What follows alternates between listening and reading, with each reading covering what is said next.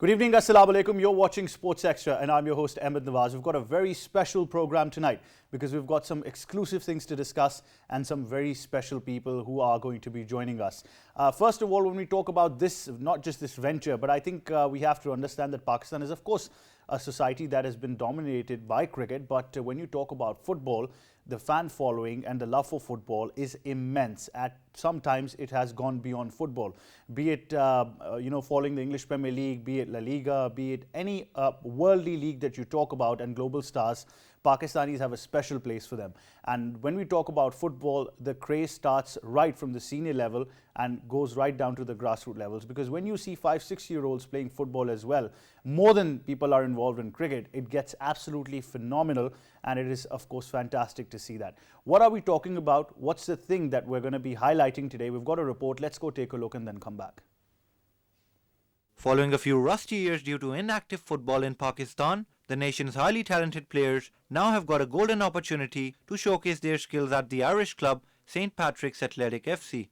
A 3-year deal has been brokered between the Global Soccer Ventures and St. Patrick's Athletic FC under the clause that the Irish club will train 20 Pakistani players in its academy. Trials will be held across 10 cities of Pakistan. English star Michael Owen would also witness some part of the trials, especially the finals. Kamyab Jawan Sports Drive under Special Assistant to the Prime Minister, Usman Dar, have also joined hands with GSV in the whole project. Global Soccer Ventures has enlisted star-studded glitz and glamour in full throttle to revolutionize football in Pakistan. The awesome lineup includes Mahira Khan, Ahad Raza Mir, Bilal Ashraf and Mushk Kaleem. The celebrity prowess has come together to become Pakistan's football official mouthpiece for the largest private commercial enterprise, Global Soccer Ventures, and with a collective mission to reignite football all over Pakistan. Well, there you go. It's here in Pakistan and it is here to stay. And we are, of course, talking about the Global Soccer Venture that we talk about this. And like you've heard from the report as well, a lot of these details as well that we will be talking about. And, whenever you look at some numbers as well that we will be highlighting very soon, you see some great things are happening in Pakistan when you talk about football. We're very honored to be joined by the chairman of the GSV, Mr. Yasir Mahmood, who is joining us. Assalamu alaikum, Yasir. Welcome to Sports Extra. Walaikum salam. It's good to be here. Right, Yasir, first of all, I think it's a monumental thing when we talk about this, what has been signed today. For the people who are not yet aware of this, how would you like to put it about Global Soccer Ventures first, about its details, and then moving on to what you've signed in Pakistan, which is, of course, going to make history? The whole purpose and the whole mission of Global Soccer Venture was, still is to promote football in Pakistan. Initially, when we discussed the idea a couple of years back, it was a very basic idea, but since we all are British Pakistanis and I'm a football lover and follower myself, when we had a look at the different facilities available, honestly, it was a very low point for us. There was no infrastructure of football in Pakistan. I'll give you an example. There is no even a FIFA standard stadium in Pakistan. So the whole purpose is not just to do a league or not just to do a couple of football tournaments now. We are talking about a complete ecosystem of football in Pakistan, and for that we are already making quite a huge investment. We are already committed for a football stadium in Karachi. Also, we are currently, as you know, we got talent hunt is going on in Pakistan. We got lots of international institutions backing us, footballing institutions backing us to promote football in Pakistan. So we are trying to develop something very different in Pakistan at the moment, and inshallah we can see the hope at the end of the tunnel. Definitely. When we talk about Pakistan and the talent that you're going to be exploring on grassroots levels as well, like you mentioned that you've got trials as well. So how do you perceive this talent? Because like you mentioned, obviously there's a problem with facilities and infrastructure. But at the same time, these are very talented individuals who have been able to do as much as they can without any facilities. So imagine the amount of facilities, if they get those world-class facilities, what can we produce from Pakistan? There are two types of talent. One is obviously raw talent, which is available in Pakistan, definitely. But to take it to international level, you need guidance, you need facilities, you need experience for them, like playing with international players, playing with under international facilities and stuff like that. For that reason, we have signed an agreement with St. Patrick's Football Club in Ireland. and we will be sending 20 players a year to St. Patrick's Footballing Academy, which is like they got one of the best facilities in Europe. And out of them, after that period, whoever will perform, they will have an opportunity to play in Europe as well. And St. Patrick's is committed to offer contracts to the players who deserve them. Well, you talk about St. Patrick's, it's very interesting because Richmond Park, the club's home, and it's got a history that dates back to 1930s. 1929 initially with the name of Phoenix, and then 1930 onwards started playing with that name. So rich history, like you talk about, one of the best facilities in Europe. So these boys, if they make it, they've got a great future. That is the whole point, to create footballing personalities, to create footballing people who or mentors in Pakistan is very important for us as well. At the moment, I'll give you example. Lots of our young kids, they are following football, but they don't see any future in it. So we want to create that whole ecosystem where people can see future in football. Young kids can see future in football. When they will see their future in football, they can see they can grow financially and otherwise in football industry in Pakistan. Only then we will be able to cater the best of the best in Pakistan. And it becomes a project very large, because when we understand, and you know, as the Prime Minister keeps on saying, that overseas Pakistanis are our biggest potential. So if these players have got a chance that they can make a living for themselves overseas playing in various leagues, then at the end of the day they're going to be contributing to the country's economy. Definitely. We believe the way our targets are very clear. In next decade, we want to create the whole footballing economy in Pakistan. It's not just creating a league, creating advertising mechanism and all this kind of stuff. The whole purpose is to create that footballing human resource export structure and infrastructure as well. For that reason, one of the best footballing software that monitors players' valuation and all these their personalities and all these work rates and all this stuff. So we got rights for that in Pakistan, and we will be implementing that in our first soccer city.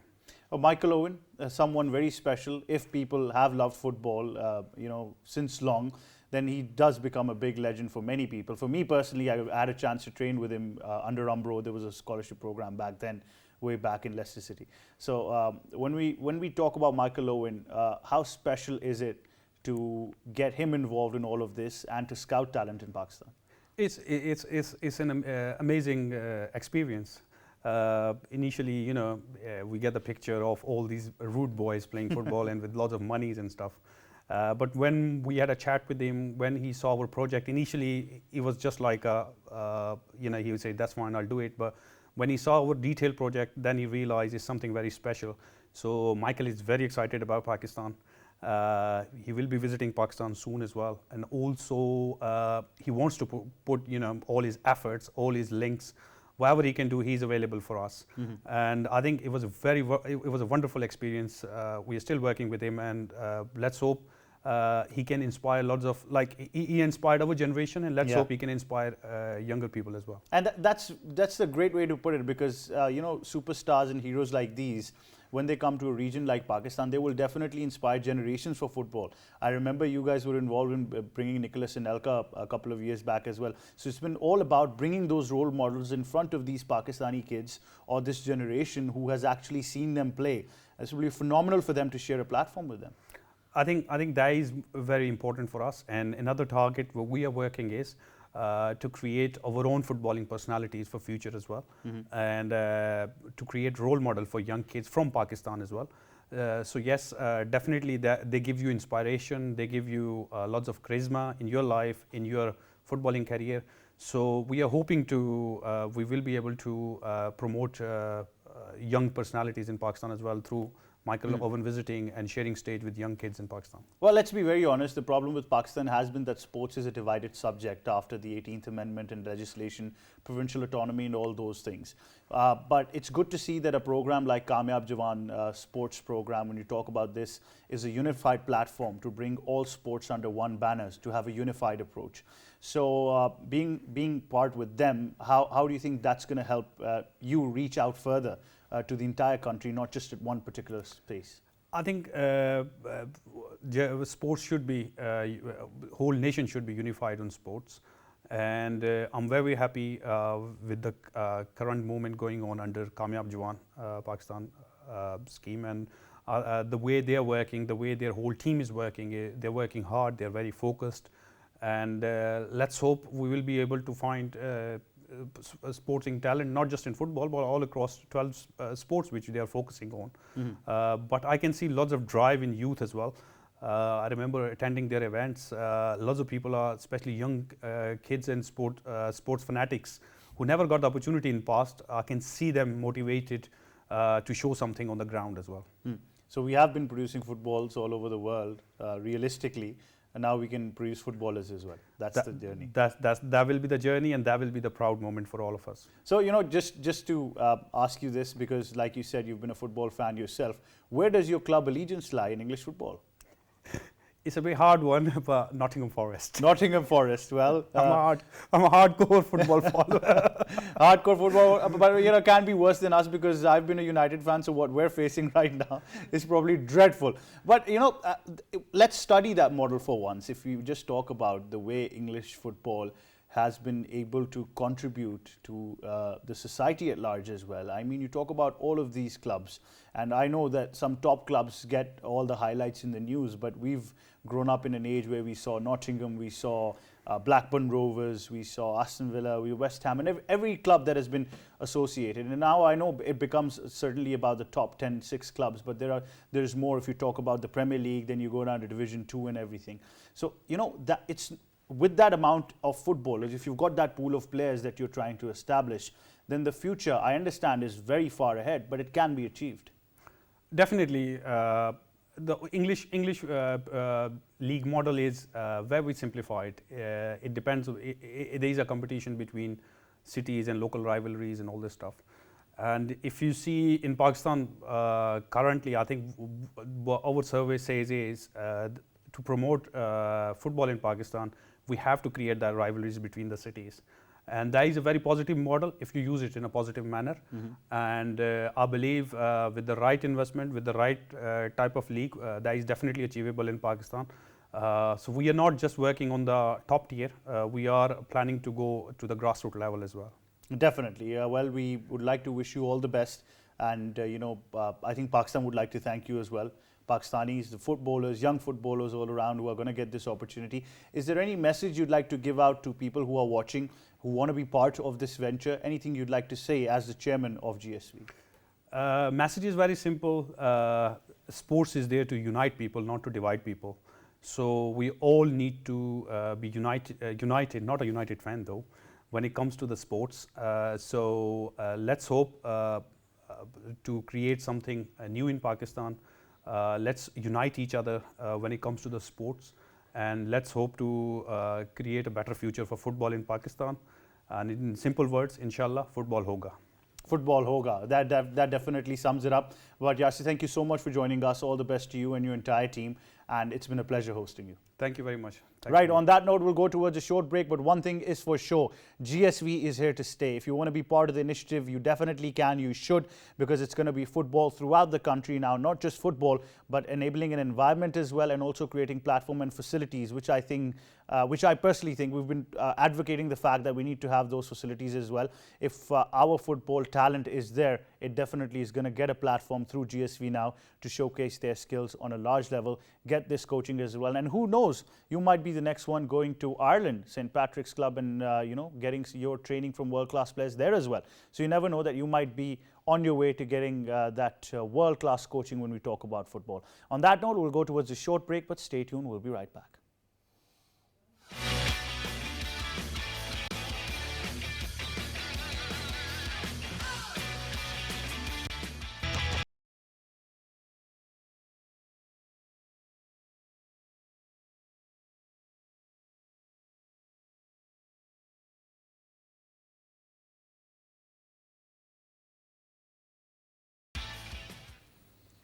Welcome back to Sports Extra. Time now for another very, very special segment, because when we talk about big things for Pakistan, I think this does have the lead. We discussed about one particular thing before the break as well, and now when we talk about this sport, it's really going to make headway, and it is already making headlines throughout Pakistan as well. I'm very lucky to be joined by two very special people who we're going to be talking to. And first of all, I know I have an introduction in front of me, but I don't like to use the word former. Because why I don't use former? Because I think once you're something, you always remain that, especially if you're a kickboxer. I think you'll be a kickboxer forever. So Mark has been a professional kickboxer, 3-time European champion, and a former British champion and English champion for kickboxing as well. Very lucky to be joined by Mark Lodge in studios of Sports Extra. Good evening, Mark. How are you? Good evening. Great. Assalamu alaikum. Walaikum assalam, Mark. Great to have you. But like I said, I'm not going to use the word former, because I still think that forever kickboxing is going to be your thing. Always. Yeah, But always. I'm now into boxing. Yeah. And glad to be over here. I would like to thank Numar Shah and Amir Shah for of the PPBL for inviting me over here to coach the Pakistani fighter that is fighting for the WBC Arabian Sea belt on Saturday. On Saturday, absolutely. We're going to be coming to those details as well, but I'm very honored to be joined by a gentleman who has really taken the cause of not just promoting this, but making sure that it is established in Pakistan with a proper structure and for a long-term sustainability as well, because that's what it's all about. He's the director of the Pakistan Professional Boxing League and the founding member of the Pakistan Professional Boxing League as well, the very honorable Mr. Umar Toor. Umar bhai, Assalamu alaikum. Welcome to Sports Extra. Ji, walaikum salam. Great to have you as well. First of all, Umar bhai, I'll start with you for people who want to know what's coming up and why is there such a hype. We'd really like to know from you yourself. Well, boxing comes from the sports family, which stands as the second most watched game over the globe. Unfortunately, it has not been able to make its appropriate standing in Pakistan, but it doesn't mean we didn't have the talent. We always had the talent, but sometimes things do take time. But I would really like to take a few names like World Boxing Council's chairman, Suleiman Moresho, who trusted our organization, and our president, Sayyid Numan Shah, and our international affiliates such as Amisha and all. It has been 11 years journey that we stand at this day today, and finally World Boxing Council's first sanctioned event is going to take place on 22nd of January 2022. They're phenomenal when we talk about this. The first ever sanctioned event in Pakistan. It does not get any big than this. But Mark, since you've been able to work with these Pakistani lads, and one in particular as well, how do you feel about the boxing talent that you've seen in Pakistan so far? I believe there's a lot of very good quality raw talent in Pakistan. Pakistan fighters have the heart, they have the determination, and which is very important in boxing, is a mindset to train hard, a mindset to learn. And exactly why I'm here is to give that extra little bit of my expertise for Pakistani fighters, not just the Musafa who's fighting on Saturday, but hopefully for the future to come to Pakistan on a regular basis and help to teach and bring professional boxing coaching into Pakistan. But Mark, what needs to be the first step? Do you believe, is it infrastructure? Because obviously in Pakistan, like you mentioned, you've seen some great talent, and this has happened without any infrastructure or any sanctioned event from the world. So if these kids are able to do this much without that infrastructure, imagine if they get like title fights like these, how long can it go? Oh, totally agree. With what you have got now, and we are hoping to build a bigger, better infrastructure in Pakistan, sky's the limit for Pakistan fighters. We could have world champions here. You could, WBC champions in Pakistan. Definitely. Umar, we see a lot of names throughout the world. Some of them, of course, do come from Pakistan when we talk about professional boxing. These eventually become role models in their own regions as well. But like I said, we need to understand we have our limitations when it comes to infrastructure, academies, and so many things. But, it's avenues like this, bringing the first ever sanctioned event in Pakistan, that open up so many doors. and bring in so much of attention throughout the world that they can be game changers for the sport itself. That's absolutely true, and it's not just a sporting event.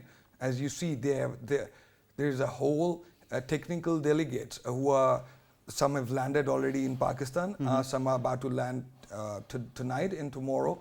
All referees, judges, supervisors are coming from around the globe, and they are going to be supervising this match. As you already see, Mark is here as a coach. So this is an absolutely international event, and as you said, it opens the door.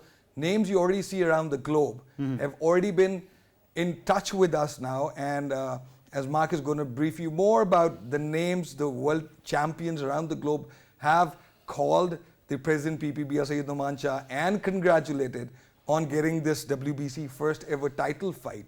But this Arabian Sea title is sanctioned to Pakistan, and there are 16 countries under it. So that means Pakistan is going to be looking after professional boxing for 16 other countries, including your neighbor country, and a lot of Middle Eastern countries as well. So this shall open magnificent doors, a lot of for the raw talent, which was looking out that, you know, where to go after a certain level when they achieve an amateur. But this is it for all of them and for the future youth. So Mark, a lot of international attention now, like Umar just said. There is a lot of international attention. We have professional fighters, world champions, Tyson Fury being one, working with another one of the colleagues here today, this week, Peter Madonna, wishing Pakistan professional boxing good luck.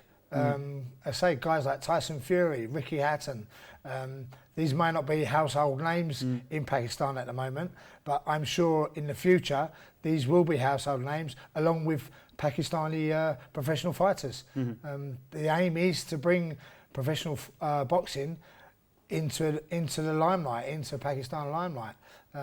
We obviously know that the cricket is is big here. We're going to change cricket bat for cricket gloves. That's very true. But it's great that you mentioned all of these names, and like you said that they might not be household names, but trust me, there's a lot of following for especially Tyson Fury just for the character that he is outside the ring as well. Agreed. He is a character, and let's hope maybe we can find some of them characters in Pakistan. Yeah, definitely. That's what we're looking for. Yeah, that's true. That's true. Really, you know, create names in Pakistan as well. But Umar, it's interesting that, you know, when, at the age when we were growing up, we had a lot of, I think, focus on boxing. There was a lot of talk in Pakistan about boxing, especially going up to the heavyweight division. Mike Tyson was the most talked about subject in Pakistan. There was a proper following. Somewhere in the between, of course, the limelight shifted. But this is our chance to bring it back as well. And like I said, that guys like Tyson Fury, be it Floyd, Money Mayweather, you know, Plachisco, anybody for that fact, there is a certain following still in Pakistan. People do have a special love for boxing. That's absolutely true. And going back in the past, we are expecting Sayyid Hussain Shah, our former Olympian. He is also expected to join us at the event, apart from all the international officials from WBC. And that's why we are hoping to make our way right after this event, as this is going to be the first title event. As you said, a lot of people are following boxing, but actually, you know, until unless there is a right platform not available, it becomes impossible for the fan following to grow from after a certain point. So far, we have been following international stars, but it's right time now that we start producing our own stars at Pakistan Professional Boxing League now. Definitely. Mark, talking about technicalities, there's an you know, international way where we see training for boxers and everything. You know, the base has got to be the same. So when you talk about Pakistan and when you've been working with this lot, what have you seen? Where do they stand when we talk about this? Well, as I said before, there is raw quality here. There is raw fighting skills. Mustafa, who is fighting on Saturday, he has some good skills. Fast hands, good movement. And again, as a coach's point of view, he's got it there. He's got a standing. And I'm sure, apart from Mustafa, I'm sure there's other fighters that have that, and we just need to help develop that as the coaching system. I mean, the idea would be later on moving along is coaches to train the coaches in Pakistan to give them that international style of fighting. And build up the fighters in Pakistan. I would love to say that people should be getting behind the Pakistan fighter who's fighting on Saturday, who's fighting for an Arabian Sea belt. And come and watch, come and see. See, this is a growing field that's going to grow and grow. Let's get ready to rumble. That's the way That's it should it, exactly. Let's get ready to rumble. Yeah. But Mark, how hard is it to transform a food-loving nation into boxers who keep a clean diet? That's got to be the toughest thing to do in Pakistan. Do you know, it's all, again, I go back to it's an attitude. It's attitude of the person that's being who wants to fight. If you want it bad enough, you want it good enough, you'll have the correct diet. You will eat the correct food. You'll do the correct training. For example, Mustafa is up in the morning running. In the afternoon, doing his training in the afternoon, doing training in the evening. He's dedicated, and that's what it takes to be a professional fighter. Dedication, good mindset. Definitely. Umar, what would be your message for people who are watching, and especially for people like Mark said, need to get behind Mustafa, get behind the Pakistani fighter, because it is a prize title fight at the end of the day? See, we all understand, being in Pakistan, we all understand that we've been through some hard times, and as current policies are focused on, boosting economy through tourism and other stuff, we also believe that sports tourism, which is ranked as one of the quite a factor in a lot of countries, such sports, by supporting them in any capacity, either by playing it, by sharing it, by watching it, by being there, just be part of it in any way, and eventually it's going to lead one sports into an economic activity as well. And the prospects are great, and please allow me to thank our international community, the Pakistans living abroad, especially in England. They've been a very great support in this whole process of building this entity here, and some of them are here as well to support and promote. Let's hope for the best, and with your support and our friends and WBC, we're looking forward for a great future. Inshallah, inshallah, that is the hope. Mark, your final message to boys and girls who want to take up boxing, be a professional boxer themselves. Boys and girls, it isn't just about being a professional boxer. You can join in boxing, you can train boxing, but if you want to be a professional boxer, come and look up PPBL. Maybe come and have a look on Saturday, and keep disciplined. Keep discipline as well. Discipline, of course, is very important. But Umar, for people who want to know, do we see a platform in a long run where we can actually establish centers at grassroots as well? Because obviously, we'll pick up talent, we'll train them, and they'll get to a professional stage. But that for that, you need a nursery at the grassroots level that keeps on providing you with that raw talent. Yes, we are very much in line with the nursery, which already exists. Unfortunately, the nursery did exist, but a step ahead didn't exist. So it's the other way. People think that probably Pakistan doesn't have a nursery, but we do have a nursery, but the plants grew and didn't have a next step. Yeah. And PPBL has just appeared as the next step. Alhamdulillah, it is a massive nursery in shape of Pakistan Boxing Federation. They worked a lot, and they are working with us in line. So like the products which they produce in terms of amateur boxer, now they would have a next platform, which is a professional boxing platform, PPBL. Now they would be able to participate, get trained by the international coaches as well. And we do have a plan to have our own trainers trained by international coaches, so we would have our own trainers as well. So very well said by you that this is a concern, but it has been well addressed, since this effort which you are seeing today, PPBL, is not overnight. It's a journey of 10 years, started in 2010. And after 10 years, literally, a little over 10 years, that's where we stand now. And that's why we have a strategy in place, a right plan in place. It was slow and steady, but we have reached here now. Definitely. Mark, final question, one for me personally, because I want to know that journey from being a professional boxer or kickboxer yourself and then transforming yourself into a coach. How hard is it to restrict yourself? Because obviously your fight is in there, and you really want to take up the gloves yourself sometimes, whatever's happening in that ring. How do you restrict yourself at that time? How do you control the adrenaline? I don't. I actually, I'm exhausted when I train a fighter for as long as I do, and then I'm in the ring. I'm in the ring throwing punches as much as he is. So after the fight, I'm as exhausted as he is. So come Saturday, when Mustafa wins the Arabian Sea title, the WBC Arabian Sea title, I will be exhausted and I will be elated at the same time that Pakistan have a WBC champion. Definitely. Well, boys, all the best to you, to Mustafa, to Pakistan, and hopefully we get a win on Saturday, and then, of course, we have a great win party on Saturday night as well, because that's the way we want to go for it. But Mark and Umar, thank you so much for joining us. It's been a pleasure having both of you. Thank you. Right, on that note, that's all we have time for, but one thing is for sure. I'm personally going there on Saturday to root for our boy and root for Pakistan. You can be there as well and catch all the action yourself, and definitely support the country, support the boys as well, and make sure that we win this Arabian title when we talk about this as well. But it's great to see that as well, and definitely, like we said, Umar's going to be there, I'm going to be there, Mark is definitely going to be there ringside as well, and you can catch all the action there on Saturday. From me and the entire team, it's goodbye for now.